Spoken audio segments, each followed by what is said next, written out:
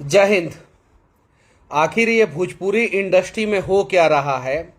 एक कलाकार जो है बार बार लाइव आके रोने को मजबूर क्यों हो जा रहा है?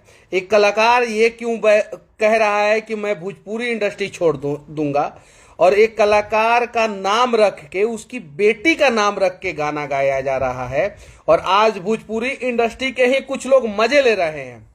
यकीन कीजिए कि कल आपकी बेटी का नाम लेके और आपका नाम लेके गाना गाया जाएगा। हालांकि खेसारी लाल यादव ने भी बहुत सारी लड़कियों का नाम लेकर गाना गाया है, ये बात सत्य है। उन्हें वो नहीं करना चाहिए था, लेकिन लड़की का नाम, उसके बाप का नाम लेके आज तक खेसारी लाल यादव ने गाना नहीं गाया है। हिंदी फिल्म में भी बहुत सारा ऐसा गाना बना है। हिंदी फिल्म में भी एक मोना डार्लिंग थी, तो क्या मोना नाम की सारी लड़कियां जो है डार्लिंग हो गई? बेबी डॉल थी, बहुत सारी चीजें। तो इन सब चीजों को समझने की जरूरत है। मैं तो लंबा ट्रैवलिंग में था, पिछले 8 घंटे से मैं सफर कर रहा था।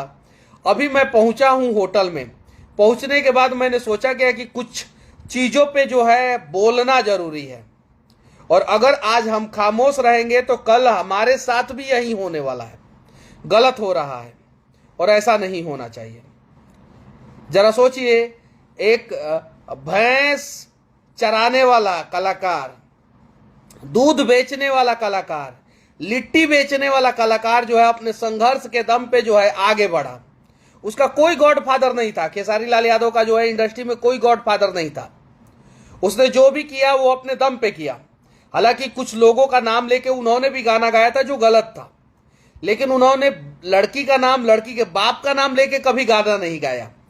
अब जो हो रहा है वो उससे भी ज्यादा गलत हो रहा है, और कहीं नहीं तो कहीं ये गलत है। हिंदुस्तान का इतिहास उठा के देख लीजिए, म्यूजिक इंडस्ट्री का, कहीं भी किसी ने किसी लड़की का और लड़की के बाप का नाम रख के गाना गाया है क्या?